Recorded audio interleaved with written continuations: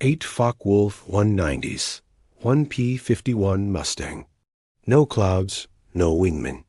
No backup, just altitude, fuel, and a notebook full of calculations nobody believed in. The radio buzzed with shocked voices as the enemy formation moved closer. What happened next wasn't about luck or gut feeling. It was about math. Spring 1944. Overoccupied France, the skies belonged to whoever could turn faster, climb quicker, and shoot better. American bomber groups were getting torn apart every day. German fighters came at them like angry wasps, breaking formations with brutal speed. The P-51 Mustang was built to escort those bombers all the way to Berlin and back.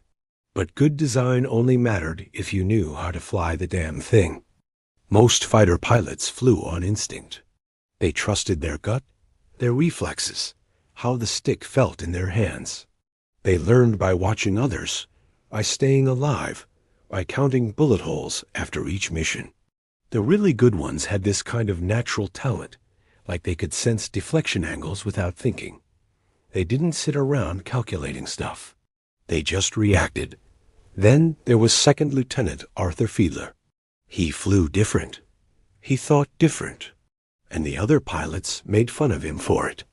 Fiedler was 23, skinny, with wire-rimmed glasses that fogged up in the cockpit. He carried this leather notebook everywhere. In the mess hall, on the flight line, even tucked into his flight suit during checks. The other guys noticed. They joked about it, called him the professor, the bookworm, the guy who'd rather study than fly. He didn't care. He just kept writing. His squadron, the 357th Fighter Group, was based at RAF Leiston in Suffolk. The place was all Nissan huts, muddy runways, and the constant sound of Merlin engines. Every morning before sunrise, ground crews pulled tarps off the Mustangs and got them ready. Every evening they counted how many came back. Fiedler's crew chief was this sergeant from Pennsylvania named Kowalski. He liked Fiedler. Fiedler asked real questions. Not about kill marks or what's for dinner, but about engine performance at different heights, weight distribution with extra fuel tanks, exact tail trim angles during high-speed dives. Kowalski answered all of them. The other pilots never asked stuff like that. They just wanted their planes ready and fast. They wanted to get in, get out, get a drink. Fiedler wanted to understand how everything worked. Before every mission, he calculated everything. Fuel burn at different throttle settings. Energy states of various aircraft at different speeds and altitudes. He studied German tactics, not from briefings, but from after-action reports he borrowed from the intelligence tent. Read them like textbooks. His squadron buddies saw this and shook their heads.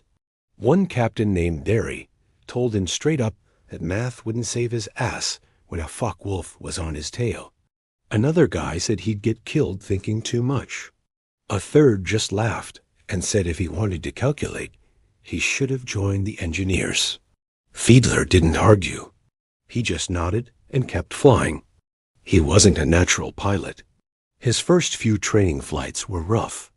Instructors said he over-controlled everything, overthought it, hesitated in turns. But he got better steadily. He learned the physics of flying, not by feeling it out, but by studying it. He broke down every move into forces, vectors, angles. Then he practiced until his hands did what his brain already knew. By the time he got to England, he was solid. Not flashy, not aggressive, just precise. His first combat mission was escorting bombers to Stuttgart. He stayed in formation, followed orders, saw some distant contrails, heard frantic radio calls, but his element leader kept them high and clear. No contact, no kills. Just 8 hours of freezing cold and cramped legs. The debrief was short. Nobody mentioned Fiedler. His second mission was different. They ran into a bunch of Bf-109s east of Mannheim. Formation fell apart. Fiedler found himself alone trying to get back when a Messerschmitt rolled in behind a straggling bomber. Fiedler dove after it. He closed fast, but the Germans saw him and broke hard left. Fiedler followed. The 109 snap-rolled and went straight down. Fiedler pulled back, felt the G-forces crushing his chest, and lost sight of him. Never fired a shot. Back at Leiston, Derry asked what happened. Fiedler started describing it step by step. Derry cut him off halfway through and told him he thinks too much. "Just shoot," he said. "Just react," Fiedler nodded. Then he went back to his bunk and drew the whole thing out in his notebook. Every turn, every altitude change, every mischance. Wrote notes in the margins. Asterisk stayed too low on energy. Misjudged roll rate. Should have climbed instead of turned dot asterisk. He didn't defend himself. He just studied. Arthur Fiedler grew up in Dayton, Ohio. His dad was a machinist at a tool shop. His mom taught elementary school. They raised him in a small house near the railroad tracks where the 315 freight shook the windows every afternoon. He learned to read early and never stopped. By age 10, he was checking out engineering books from the library. By 14, he was building model airplanes with accurate airfoils and working control surfaces. He didn't play sports, didn't chase girls. He built things and he read. When he graduated high school in 1939, he wanted to study aeronautical engineering at Ohio State. His dad told him they couldn't afford it. So Fiedler took a job at a metal shop instead. Worked second shift, saved every dollar, kept reading. Borrowed textbooks from the library. Taught himself calculus, fluid dynamics, structural mechanics. Then Pearl Harbor happened. Fiedler enlisted in the Army Air Forces in January 1942. He didn't enlist to fight. He enlisted because it was the only way he'd ever get near an airplane. The recruiter asked if he wanted to be a pilot or a mechanic. Fiedler said pilot. The recruiter looked at his glasses and frowned. Fiedler passed the vision test anyway. Primary flight training was in Texas. Hot as hell. Instructors were blunt. Fiedler struggled at first. Hands too tense. Corrections too sharp. But he listened. He watched. He learned. By the end, he was landing smoother than most of his class. Advanced training was in Arizona. That's where he first flew, a fighter, a P-40 Warhawk. Older, heavier, less forgiving than the Mustang, but it taught him energy management. He learned that speed was like money. You spent it to climb or turn. You earned it back by diving or leveling out. Every move had a cost. Every choice had a consequence. He kept his notebook. Wrote down every flight, every mistake, every lesson. His instructors thought it was weird, but his check rides were clean. He graduated middle of his class. Not the best, not the worst.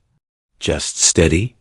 They assigned him to the 357th and shipped him to England in late 1943. He arrived at Leiston in early February 1944. The base was cold, wet, smelled like oil and damp wool. His bunk was in a hut with 7 other pilots. They played cards at night, drank, told stories about girls back home. Fiedler mostly read. One pilot asked what he was always writing. Fiedler said he was working on something. The pilot asked what. Fiedler said a better way to fight. The pilot laughed. Another said there was no better way. Just kill them before they kill you. Fiedler didn't argue. He just kept writing. What he was working on was a system, a method, a way to take the abstract ideas of energy management and turn them into practical, repeatable tactics. He called it comparative energy analysis. The idea was simple. Every aircraft had a performance envelope. Speed, altitude, and maneuverability were all connected. If you knew your envelope and your opponent's, you could predict how any maneuver would turn out before you even started it. He didn't invent energy fighting. Sailors and stunt pilots had understood the concept for years. But Fiedler made it mathematical. He built tables showing the best speed and altitude for fighting different enemy aircraft, calculated turn radii at different velocities, mapped out lag pursuit, lead pursuit, and pure pursuit intercepts with geometric precision. It was all theory. He hadn't tested it in real combat yet, but he believed it would work. Spring of 1944 was brutal over Europe. The 8th Air Force was flying deeper into Germany, hitting refineries, factories, rail hubs. The Luftwaffe was desperate, but still deadly. Experienced German pilots in Focke-Wulf 190s and Messerschmitt 109s attacked with ruthless efficiency. They knew the bombers were the target, and they pressed their attacks even under escort fire. American fighter pilots were trained to be aggressive. Dive in, get close, shoot fast. Simple doctrine. It worked if you had speed, altitude, or surprise. Failed if you didn't. Problem was, aggression burned energy. A hard turn, a steep climb, a head-on attack, they all cost speed. And once you were slow, you were dead meat. German pilots knew this. They'd bait Americans into turning fights, then break off and zoom climb out of range. Or they'd split S and dive away, forcing the Americans to follow right into flak. Losses piled up. The 357th lost 3 planes in 1 week. 2 to ground fire, 1 to a mid-air collision during a dogfight. Fiedler watched, listened, studied the reports. He noticed something. The pilots who died weren't always the worst flyers. Often they were the most aggressive ones. The ones who chased too long, turned too hard, dove too steep. They ran out of energy, became targets. He mentioned this once, carefully, during a debriefing. Suggested maybe they should fight differently. Maybe manage speed and altitude more deliberately. Use physics instead of just reflexes. The squadron operations officer, Major Callahan, cut him off. Said the mission was to protect the bombers, not play it safe. Said the Luftwaffe respected aggression, not hesitation. Sighed Fiedler's job was to fly his position and follow orders. Fiedler said he understood, then asked if he could make a suggestion anyway. Callahan sighed, told him to make it quick. Fiedler said if they entered fights with more speed and higher altitude, they could control the pace, could dictate when to engage and when to break off, could force the Germans to react instead of reacting themselves. Callahan asked how. Fiedler pulled out his notebook, showed a diagram of altitude versus speed with zones marked for different aircraft, explained that if a Mustang entered combat at 25,000 feet and 350 miles per hour, it had more total energy than a Focke-Wulf at 20,000 feet and 300 miles per hour. That energy could be converted into either speed or altitude as needed, giving the Mustang options the German didn't have. Callahan stared at the diagram, then looked at Fiedler, said it was interesting, then said theories don't win fights. Trigger time does. Another pilot, Lieutenant Harmon, spoke up. Sighed Fiedler was overthinking it. Said the best pilots didn't calculate. They just knew. Instinct, he said, was faster than math. Fiedler nodded, didn't argue. But later in his bunk, he wrote one line in his notebook. Asterisk instinct works until it doesn't. Asterisk April 12, 1944. Mission was an escort run to Schweinfurt, deep in southern Germany. Target was a ball-bearing plant. Intelligence said the Luftwaffe would defend it hard. They were right. Fiedler flew as wingman in a 4-ship flight. His element leader was Captain Derry Same Guy, who told him to stop thinking so much. They climbed to 28,000 feet and throttled back to save fuel. The bombers were below them, staggered formation of B-17s, trailing white contrails. The Focke-Wulfs came out of the sun. Fiedler saw them first. 8 contacts, high and fast, coming down in a shallow dive. He called them out. Derry acknowledged and broke left to intercept. Fiedler followed. The Germans split. 4 went after the bombers. 4 stayed high to engage the escorts. Derry rolled in on the lower group. Fiedler wanted to climb and hit the higher group, but he held formation. That was doctrine. That was discipline. Derry closed fast, fired a burst, missed. The Focke-Wulf broke hard right and dove. Derry followed. Fiedler followed Derry. They dropped through 24,000 feet, then 20,000. The German leveled out and ran east. Derry chased. Fiedler glanced at his airspeed, 420 miles per hour. Still fast, but they were losing altitude. And the 4 Focke-Wulfs that stayed high were now above them. He called it out. Derry didn't respond. He was locked on the one in front of him. Fiedler checked his mirrors. 2 of the Germans were diving toward them. He called again. Derry finally answered. Told Fiedler to stay with him. Fiedler made a choice. He broke formation. He pulled hard right and climbed. His airspeed bled off fast. 400, 380, 360. The 2 Germans adjusted and followed him instead of Derry. Fiedler leveled out at 22,000 feet and shoved the throttle forward. Speed climbed again. The Germans were still above him, but closing. He didn't turn, didn't dive. Held his heading and calculated. He knew the Focke-Wulf had a better roll rate at high speed. Knew it could outturn the Mustang at low speed, but he also knew it was heavier. Bled energy faster in a climb. If he could force them to maneuver vertically instead of horizontally, he could outlast them. The first German opened fire. Tracers streaked past his left wing. He didn't flinch. He pulled up into a steep climb, trading speed for altitude. 340 mph, 320, 300. The Germans followed. Their rate of climb was slower.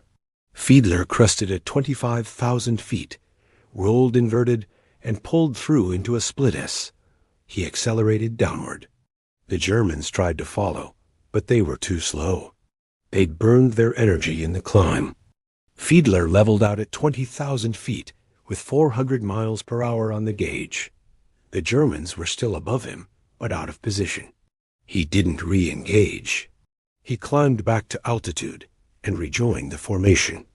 Derry had shot down the Focke-Wulf he was chasing, but lost sight of the others. The engagement was over. Back at Leiston, Derry asked Fiedler why he broke. Fiedler explained. Derry said he should have stayed in formation. Fiedler agreed. Then asked if Derry thought his maneuver worked. Derry paused, then said yes, but told Fiedler not to make a habit of it. Fiedler didn't make a habit of it. He made a system of it. Over the next 3 weeks, he flew 8 more missions. Tested his energy management principles in small, controlled ways. Climbed for turning. Traded altitude for speed when pursued. Refused to follow enemies below a certain energy threshold. None of it was flashy. None of it made the reports. But he survived. And he learned. The other pilots started noticing. He came back from every mission. His plane was rarely damaged. He hadn't scored a kill yet, but he hadn't been hit either. One of the younger pilots, Second Lieutenant Briggs, asked him how he stayed so clean. Fiedler offered to show him. Briggs said sure. That night, Fiedler laid out his notebook on the table in the briefing hut. Showed Briggs the charts, the calculations, the energy curves. Explained how to evaluate a fight before committing, how to recognize when you had the advantage, how to break off when you didn't. Briggs listened, asked questions, took notes, then asked if anyone else knew about this. Fiedler said he tried to explain it, but most pilots didn't want to hear it. Briggs said maybe they'd listen if Fiedler proved it worked. May 3rd, 1944. Mission was another deep escort, this time to Berlin. Weather was clear, visibility unlimited. The kind of day where you could see the enemy from 10 miles away. And they could see you. Fiedler's flight was assigned high cover. 30,000 feet, 5 miles ahead of the bomber stream. His element leader was a new captain named Voss, a replacement who'd only flown 2 combat missions. Fiedler was still on wing. The other 2 pilots were both fresh second lieutenants straight from stateside. Voss was nervous. Fiedler could tell by the way he kept adjusting his throttle, scanning the sky too quick, calling out false contacts. Fiedler stayed calm, checked his gauges. Fuel good, oil pressure good, manifold pressure steady. Ran through his mental checklist. Speed, altitude, position, energy state, all good. Then he saw them. 8 Focke-Wulf 190s. 6 o'clock high, about 4 miles out, climbing toward the bombers from below. They hadn't seen the American fighters yet. Too focused on the B-17s. Fiedler called them out. Voss acknowledged and rolled into a diving turn to intercept. Fiedler followed, but he kept his dive shallow. Watched the German formation. They were in 2 groups of 4, stepped up in altitude. Classic Luftwaffe tactics. The lower group would bait the escorts. The higher group would bounce anyone who took the bait. Voss didn't see it. He dove straight for the lower group.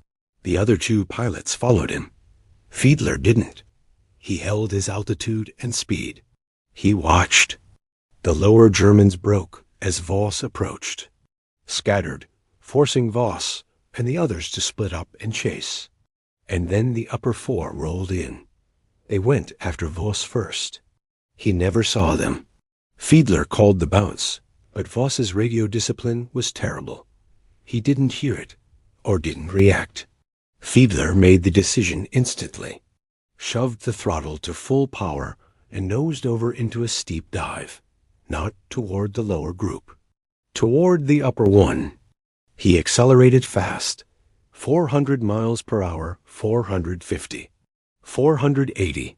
The Focke-Wulfs were in a line astern dive, focused on Voss. Fiedler came in perpendicular, high and fast. He didn't try to get on their tails. He flew straight through their formation, firing a short burst as he passed the leader. No hits, but it got their attention. 2 of the Germans broke off Voss and turned toward Fiedler. He didn't turn with them. He extended straight ahead, using his speed to open the distance. The Germans followed. They were faster in the dive, but Fiedler had started with more energy. He kept his dive angle shallow, trading altitude slowly to keep speed up. At 22,000 feet, he began a climbing turn to the left. Not hard, just enough to bleed speed gradually. The Germans turned inside him, trying to cut him off. Fiedler let them. He watched their closure rate, calculated. They were closing too fast.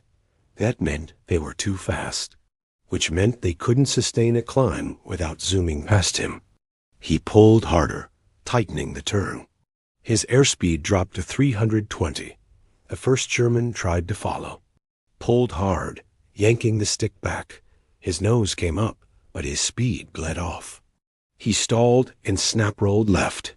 Fiedler rolled right and dove, accelerating again. The second German fired from long range. Tracers arced wide. Fiedler ignored them. He leveled out at 20,000 feet and checked his mirrors. The second German was still behind him, but farther back now. The first was recovering from his stall. The other 2 were somewhere above, repositioning. And Voss's flight was scattered across 10 miles of sky. Fiedler was alone. 8 Germans, 1 Mustang. No help coming. He didn't panic. He calculated. He had speed. He had altitude. He had fuel. The Germans had numbers, but numbers didn't matter if they couldn't coordinate. And they were already split up, chasing different targets. He climbed, not steep, just a steady, sustainable climb.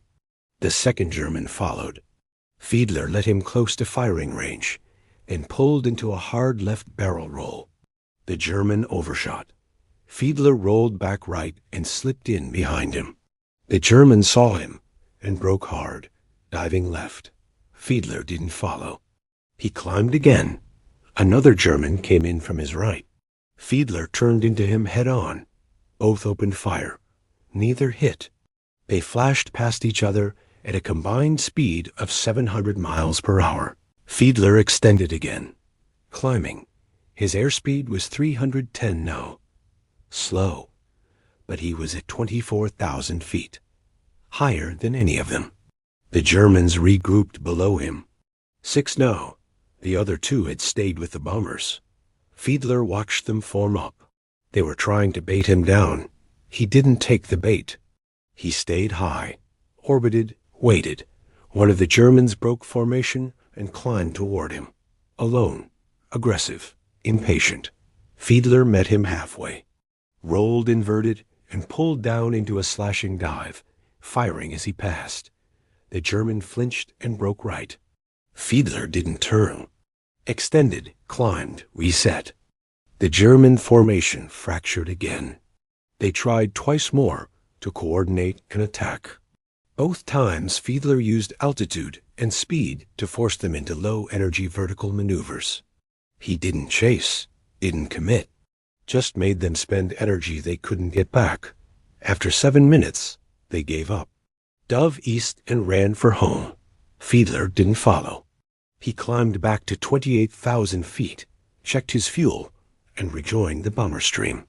Voss and the other 2 pilots were already there. Voss asked where he'd been.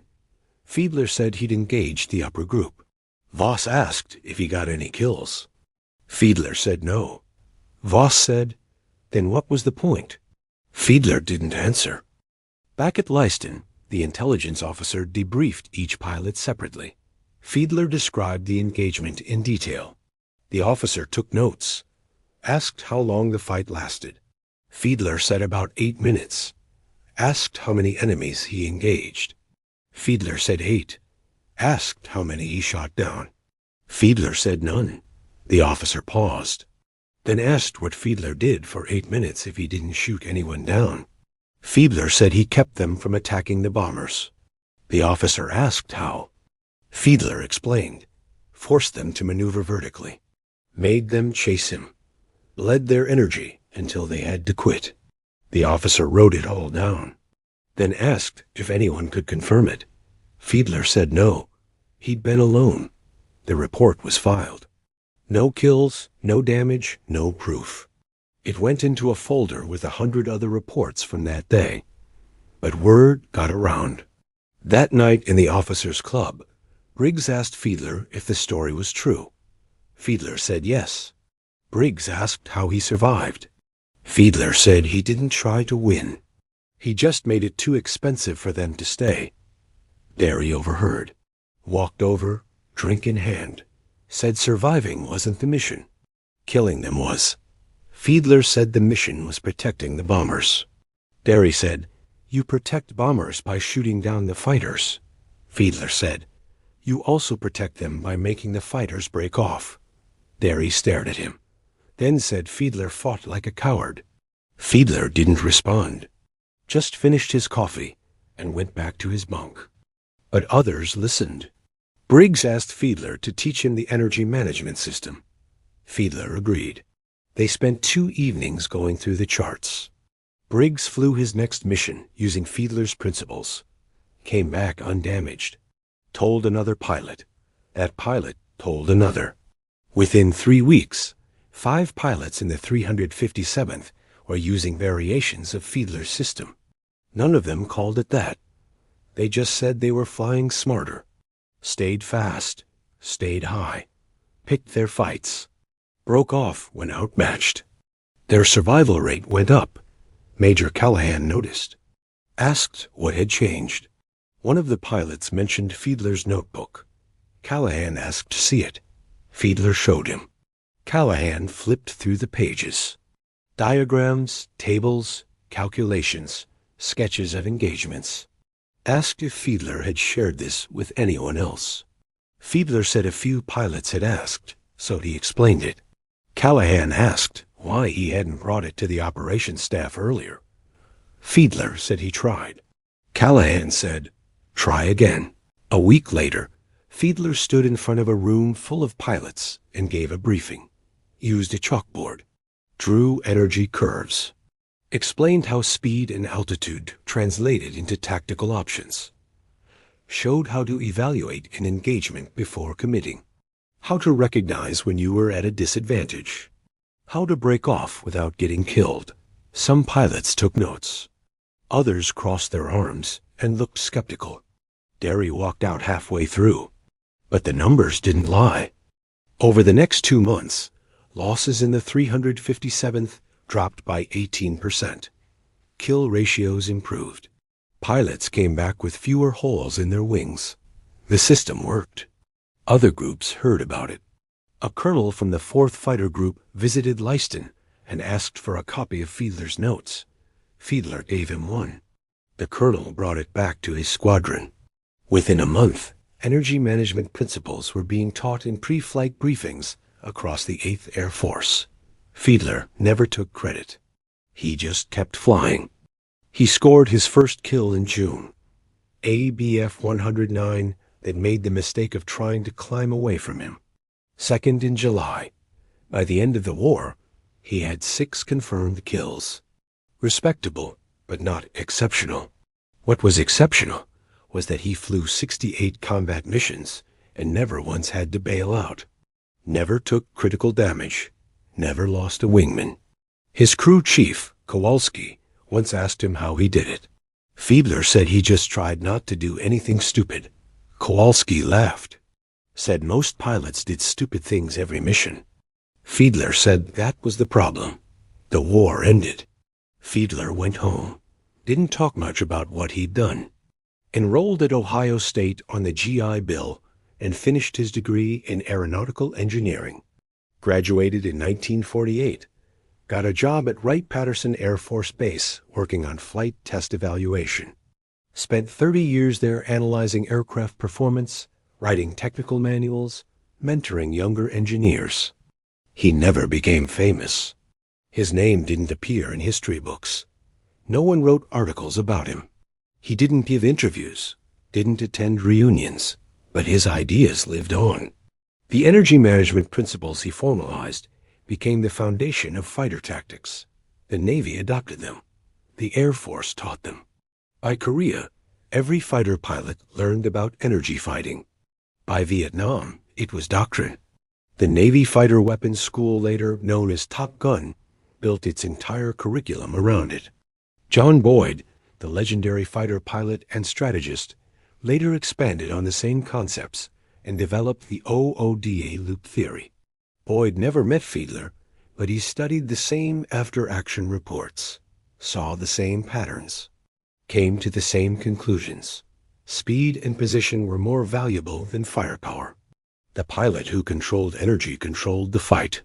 Fiedler's notebook, the one he carried through 68 missions, ended up in the Air Force Historical Research Agency archives. It sits in a file box in Alabama, rarely opened, seldom looked at, but it's there. A record of one quiet man's attempt to bring logic into chaos. In 1987, a researcher named Dr. Ellen Zhao found it while writing a dissertation on tactical evolution in World War II fighter combat. She read it cover to cover, tracked down Fiedler, and asked if she could interview him. He agreed. She asked him why he thought his system worked when so many others didn't. He said it wasn't his system. It was just physics. She asked why more pilots didn't use it earlier. He said because most pilots didn't think they needed it. They thought courage was enough. She asked if courage wasn't enough. He said courage was necessary, but it wasn't sufficient. She asked what was sufficient. He thought for a long time, then said understanding. Understanding your machine, understanding your enemy, understanding yourself. Courage made you willing to fight. Understanding made you able to win. Arthur Fiedler died in 1993 at the age of 72. His obituary in the Dayton Daily News mentioned he was a veteran, an engineer, and a father of 3. It didn't mention the 8 Focke-Wulfs, didn't mention the notebook, didn't mention that he helped rewrite the way an entire generation of pilots thought about air combat. But the people who knew, knew. At Wright-Patterson, they named a conference room after him. The Arthur S. Fiedler Flight Test Analysis Room. Small room. Beige walls, long table, whiteboard. The kind of place where engineers gather to solve problems nobody else has figured out yet. There's a plaque on the wall.